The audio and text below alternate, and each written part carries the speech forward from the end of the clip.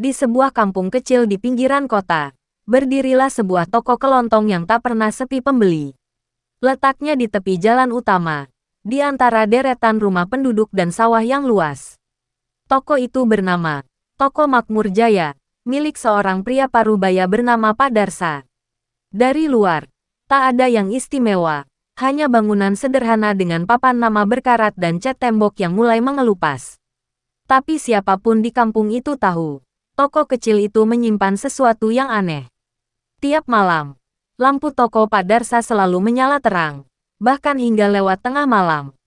Banyak warga yang lewat sepulang ronda atau dari sawah malam-malam mengaku masih melihat bayangan seseorang di dalam, sedang menata rak atau menghitung uang di meja kasir.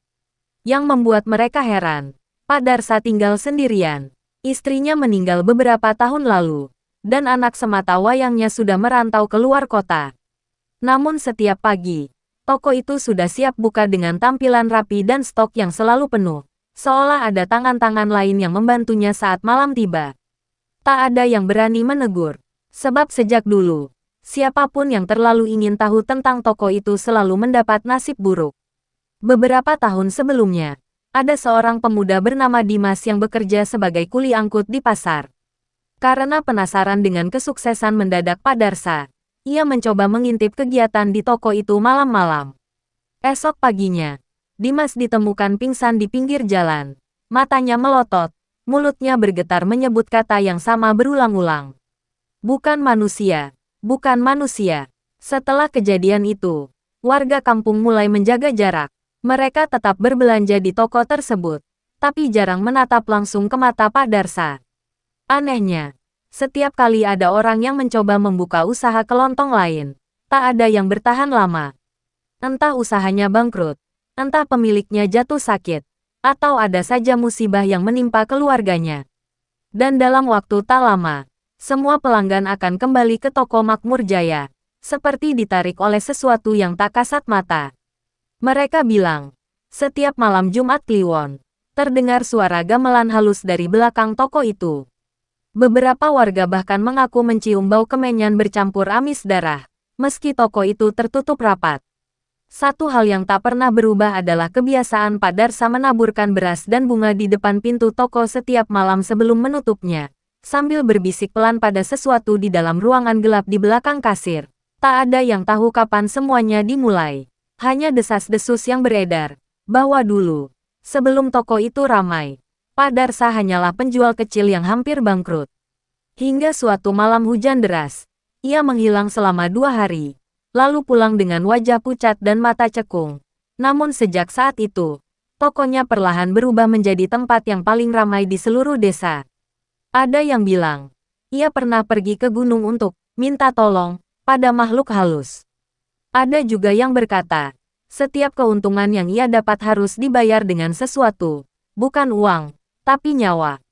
Dan malam itu, ketika seekor kucing hitam mati tepat di depan tokonya, beberapa warga mulai percaya, waktu penagihan sudah dekat. Hari-hari di kampung berjalan seperti biasa, tapi sejak malam ketika kucing hitam mati di depan toko, suasana terasa berbeda. Beberapa warga mengaku sering mendengar suara aneh dari arah toko Padarsa setelah tengah malam. Bukan suara manusia, bukan pula suara binatang. Kadang seperti rintihan, kadang seperti tawa yang ditahan. Tak ada yang berani menegur. Tapi pada suatu malam, seorang pemuda bernama Andri, keponakan jauh Padarsa yang baru pulang dari kota, memutuskan untuk tinggal sementara di rumah pamannya itu.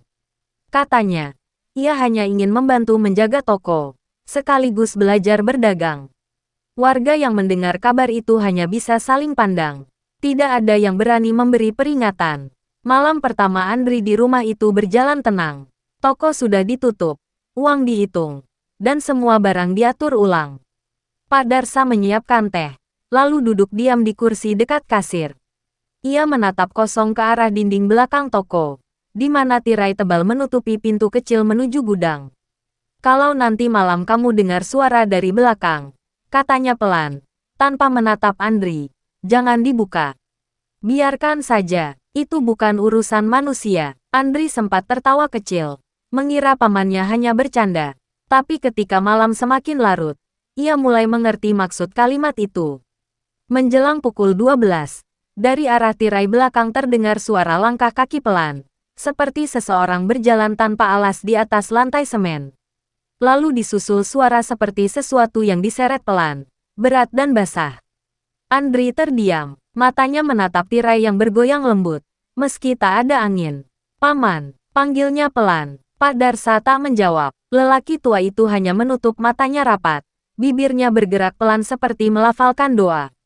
Tapi telinganya jelas mendengar, dan wajahnya pucat pasi. Suara itu berhenti, lalu muncul bunyi seperti seseorang mengetuk-ngetuk lantai dari dalam ruangan belakang. 3 kali perlahan, diikuti bisikan panjang yang nyaris tak terdengar. Sudah waktunya. Andri mundur 1 langkah, tapi rasa ingin tahunya terlalu besar. Ia menatap pamannya yang kini gemetar, lalu menyingkap tirai itu sedikit. Dari celah sempit, terlihat sesuatu di lantai gudang, sebuah mangkuk besar berisi air hitam pekat. Di tengahnya, mengapung sesuatu yang mirip kepala ayam, tapi matanya masih terbuka, seolah hidup. Lalu di dinding belakang gudang, tergambar simbol-simbol aneh dengan darah kering. Salah satu simbol itu mirip wajah manusia dengan lidah menjulur panjang, dan di bawahnya tertulis dengan cat merah, "Buka hanya dengan darah yang baru." Pak Darsa berteriak histeris, menutup kembali tirai itu sambil menahan tangan Andri. "Jangan ganggu mereka," suaranya serak, hampir seperti menangis. "Kau tak tahu apa yang kau lihat." Malam itu mereka tak tidur. Tapi sejak saat itu, Andri mulai memperhatikan hal-hal ganjil yang terjadi setiap malam. Barang-barang di rak selalu berpindah tempat, uang di laci bertambah tanpa alasan, dan setiap pagi, ada bekas langkah kaki basah mengarah dari gudang ke meja kasir. Suatu malam, saat hujan deras mengguyur kampung, Andri terbangun karena mendengar seseorang memanggil namanya. Suaranya datang dari dalam toko, lembut dan dalam. Ia menatap jam dinding, pukul 2:15. Tirai di belakang bergoyang perlahan. Aroma amis bercampur melati menyelinap ke hidung. Ia melangkah pelan menuju sumber suara itu. Tirai bergerak lagi. Kali ini lebih kuat. Dari bawahnya, menetes cairan hitam ke lantai, menimbulkan noda seperti minyak bercampur darah. Suara itu memanggil lagi. Kali ini lebih jelas. "Andri, tolong buka. Mereka lapar." Tangannya gemetar saat menyentuh kain tirai itu. Di baliknya, terdengar napas berat dan langkah kecil berputar-putar. Seolah ada banyak makhluk di dalam, menunggu seseorang masuk. Namun sebelum ia sempat menarik tirai itu, tangan Pak Darsa menahan pundaknya dengan kuat. Wajah lelaki tua itu pucat, matanya merah seperti tak tidur berhari-hari. "Kalau kau buka," katanya dengan suara bergetar, "kau tak akan bisa keluar lagi." Andri menatap pamannya dalam diam, tapi di balik tatapan ketakutan itu, ia melihat sesuatu yang lebih mengerikan, rasa bersalah yang sangat dalam. Seolah setiap malam, Pak Darsa sedang menahan sesuatu agar tidak keluar, dan waktunya sudah hampir habis. Malam itu, kilat menyambar, dan untuk sesaat, tirai itu terbuka sedikit karena angin. Cahaya petir menyorot ke dalam ruangan, menampakkan puluhan wajah pucat tanpa mata menatap ke arah mereka. Wajah-wajah itu tertawa tanpa suara, bibirnya robek lebar hingga ke telinga. Dan di tengah mereka, duduk sosok hitam besar dengan mata merah menyala, menggenggam seikat uang dan jantung ayam yang masih meneteskan darah. Sekejap kemudian, semua kembali gelap, dan suara dari dalam itu berbisik lembut, kali ini dengan nada memaksa. "Janji belum dibayar penuh, satu lagi harus diserahkan." Sejak malam petir itu, wajah Pak Darsa berubah drastis. Ia jarang bicara, matanya cekung, dan setiap kali seseorang menyebut kata pesugihan, tubuhnya akan gemetar hebat. Namun toko itu tetap buka, bahkan lebih ramai dari sebelumnya. Setiap pagi, ada saja orang yang datang membeli kebutuhan sehari-hari, dan semua barang di toko itu tak pernah habis, seolah isi raknya bisa memperbanyak diri sendiri. Warga kampung mulai terbiasa, tapi mereka tak lagi menatap mata pemilik toko itu. Mata yang kini tampak lebih gelap dari biasanya, seperti ada sesuatu yang hidup di baliknya. Andri mencoba meninggalkan toko, tapi setiap kali ia melangkah keluar gerbang, dadanya terasa sesak. Napasnya terhenti, Pandangannya berkunang. Dan begitu ia kembali ke dalam, tubuhnya langsung ringan, seolah toko itu menahannya untuk tetap tinggal. Malam-malam berikutnya menjadi lebih menyeramkan. Suara dari ruang belakang tidak lagi hanya berupa bisikan, kini terdengar jelas seperti percakapan antara dua makhluk. Satu bersuara serak berat, satu lagi lirih dan memelas seperti manusia yang berdoa. Kau berjanji setiap 7 bulan. Aku tahu, tapi dia masih keluarga. Keluarga adalah bagian dari bayaran. Tak ada pengecualian. Andri mendengarnya dari ruang kasir. Ia menahan napas, mendengarkan setiap kata dengan tubuh gemetar. Setelah percakapan itu berakhir, terdengar suara benda jatuh keras dan langkah Pak Darsa keluar dengan wajah pucat dan tangan berlumuran darah. Saat itu juga, Andri tahu, pamannya sudah lama bukan manusia biasa. Keesokan harinya, seorang warga desa bernama Buwati, pelanggan tetap toko, tidak kembali ke rumah setelah berbelanja malam sebelumnya. Barang-barangnya ditemukan berserakan di jalan, dan di dekat sungai belakang toko, hanya ada sendalnya yang terapung. Warga mencarinya berhari-hari, tapi jasadnya tak pernah ditemukan. Semenjak itu, suara di belakang toko berubah semakin sering terdengar tertawa setiap tengah malam, dan aroma melati bercampur darah memenuhi udara sampai ke jalan depan. Suatu malam, Andri menemukan Pak Darsa duduk di depan mangkuk hitam besar di gudang. Di sekelilingnya, lilin-lilin menyala redup, dan di dinding tergantung foto-foto pelanggan yang sering datang ke toko. Di setiap foto, wajah mereka dicoret silang merah. Di tengah ruangan, sebuah buku tua terbuka. Halamannya dipenuhi tulisan aneh dan simbol menyerupai tubuh manusia yang dipenggal. Di pojok halaman terakhir, ada satu kalimat yang ditulis dengan tinta merah yang belum kering. 7 darah, 1 hidup, 1 penjaga. Andri menatapnya dengan ngeri. 7 darah, berarti 7 korban. Dan jika dihitung sejak toko itu berdiri, semua kejadian aneh di desa selalu terjadi dalam rentang waktu yang sama, 7 bulan sekali. Ia ingin lari malam itu juga. Tapi begitu melangkah ke arah pintu, suara Pak Darsa memanggil pelan. Kau tak bisa pergi. Andri, aku sudah berjanji pada mereka. Kau bagian dari darahku, dan mereka menagih darah keluarga kali ini. Andri menatap wajah pamannya, tapi sosok di depannya kini bukan lagi Pak Darsa yang ia kenal. Kulitnya mulai mengelupas, matanya memerah, dan di lehernya tampak urat hitam menonjol seperti akar pohon.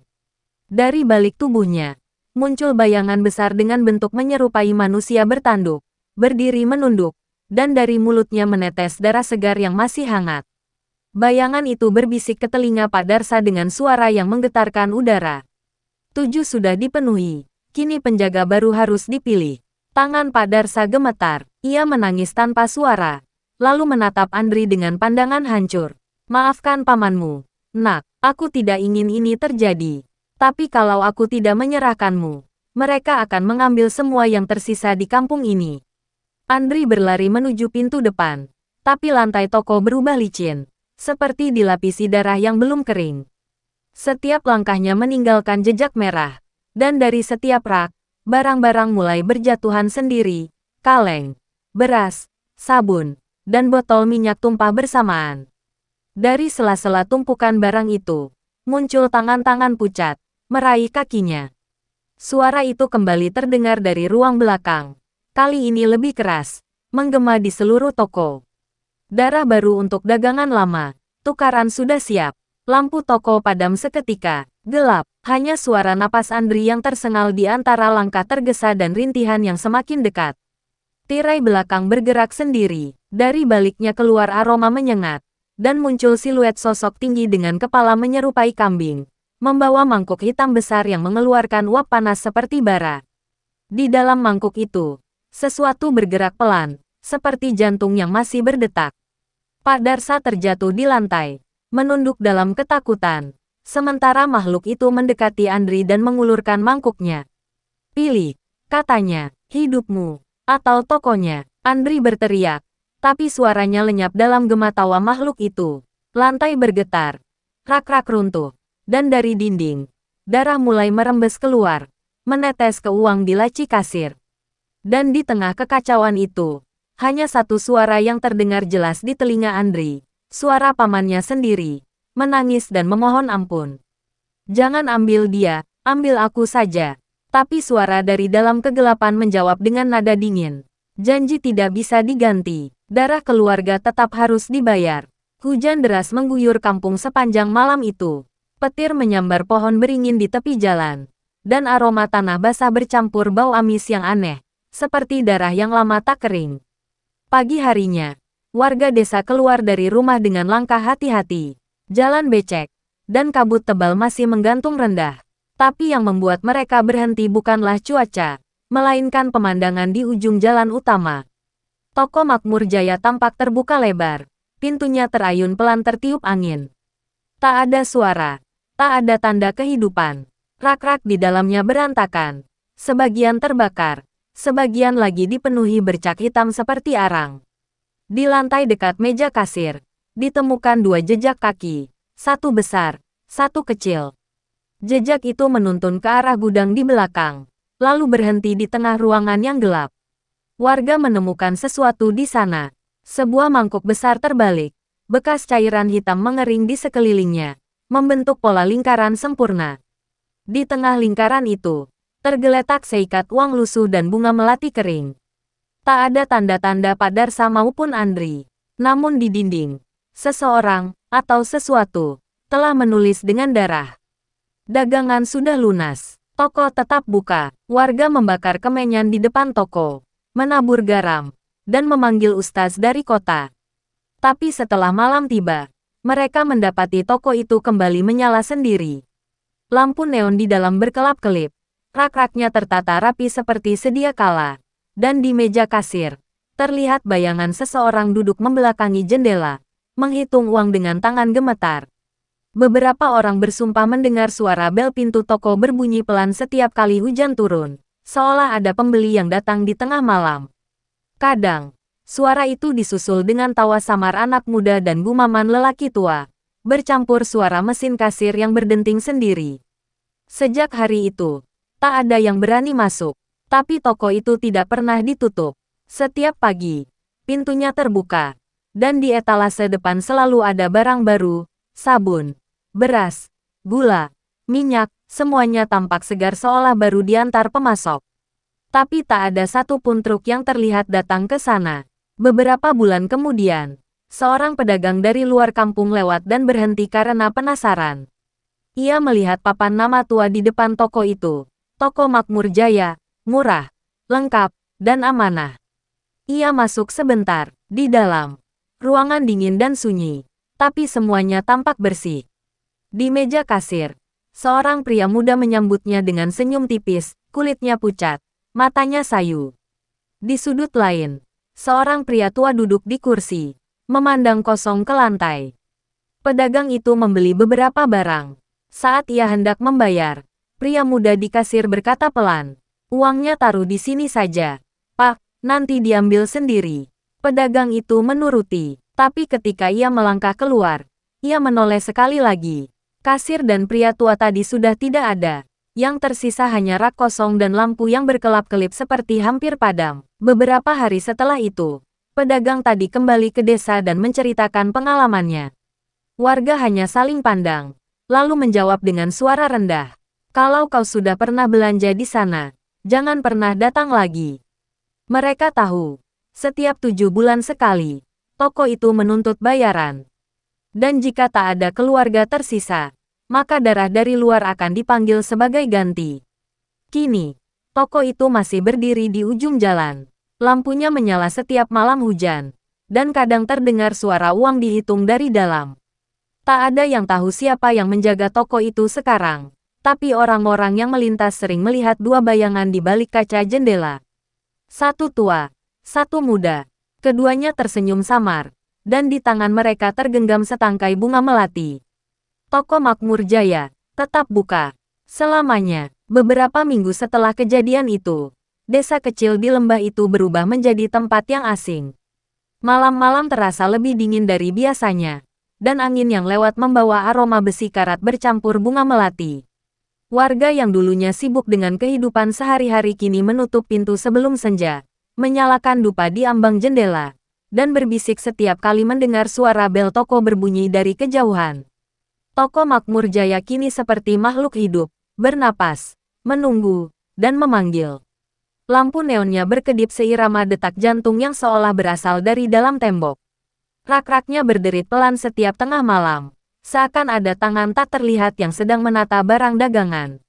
Suatu malam, penjaga malam desa bernama Pak Wiryo, yang terkenal pemberani, memutuskan untuk memeriksa toko itu. Ia membawa senter dan sebatang kayu, melangkah hati-hati melewati jalan becek menuju bangunan tua itu. Begitu sampai di depan pintu, ia mencium wangi melati yang kuat, bercampur sesuatu yang amis dan basi. Ia ingin berbalik, tapi pintu toko tiba-tiba berderit terbuka sendiri. Di dalam, lampu neon berkelap-kelip, semua rak rapi, tak berdebu sedikit pun. Dan di belakang meja kasir, 2 kursi kosong menghadap ke tembok. Di atas meja, uang logam tersusun rapi membentuk pola lingkaran, dan di tengahnya ada foto lama, Pak Darsa, Andri, dan seorang perempuan yang belum pernah dilihat Pak Wiryo sebelumnya, seorang wanita muda berwajah pucat, matanya menatap tajam. Tiba-tiba, bel toko berbunyi tring pelan. Dari arah rak beras, terdengar langkah kaki kecil. Pak Wiryo menyorotkan senter, tapi sinarnya hanya mengenai lantai yang basah oleh jejak kaki mungil. Lalu suara lembut, seperti bisikan anak kecil, terdengar di telinganya. "Bapak, mau beli apa malam-malam begini?" Senter di tangannya padam seketika. Keesokan paginya, warga menemukan tubuh Pak Wiryo tergeletak di depan toko. Wajahnya pucat dan matanya terbuka lebar. Tangannya menggenggam uang receh berlumur darah, dan di saku bajunya ditemukan setangkai melati segar. Toko itu masih terbuka, masih bersih, masih menyala. Setelah kejadian itu, toko Makmur Jaya tak lagi hanya dikenal di desa itu saja. Pedagang dari kota mulai mendengar desas-desus tentang toko murah yang buka sepanjang malam, yang barangnya tak pernah habis, dan yang pemiliknya tak pernah terlihat. Beberapa yang nekat datang pulang dengan kantong penuh belanjaan dan wajah yang tampak aneh, pucat, matanya kosong, bibirnya tersenyum tipis. Beberapa lainnya tidak pernah kembali sama sekali. Konon, setiap kali seseorang melakukan transaksi di toko itu, sebagian dari dirinya akan tertinggal di sana. Jiwa kecil yang perlahan dikumpulkan oleh entitas yang menghuni tempat itu. Bukan hanya pesugihan, melainkan perjanjian lama antara darah dan kekayaan. Dan selama masih ada manusia yang serakah, toko itu akan terus buka. Menunggu pelanggan baru, warga kini hanya lewat tanpa menoleh, menunduk cepat setiap kali melewati jalan itu. Tapi kadang, dari kejauhan, jika seseorang berani menatap ke arah kaca etalase toko itu, mereka bisa melihat 2 sosok duduk di balik meja kasir. Satu pria tua menatap uang di tangannya. Satu pria muda tersenyum tipis, menatap keluar, seolah mengundang siapapun yang berani melangkah masuk. Di antara mereka, di atas meja kasir, ada mangkuk hitam besar yang perlahan terisi sendiri oleh darah segar. Dan di dekat pintu keluar, tergantung papan kecil bertuliskan, "Toko Makmur Jaya, harga murah, bayaran nyawa." Hingga kini, setiap kali hujan turun di desa itu, suara bel toko masih terdengar dari kejauhan. Dan orang-orang tahu, itu bukan sekadar angin. Itu tanda, ada pelanggan baru yang datang. Atau jiwa lama yang akhirnya menagih gilirannya. Toko itu tak pernah mati. Ia hanya menunggu. Karena pesugihan bukan tentang siapa yang menang, tapi siapa yang paling lama sanggup bertahan dalam kesepakatan yang tidak bisa dibatalkan. Dan di balik kaca toko kelontong itu, 2 bayangan terus menghitung uang, sambil tersenyum.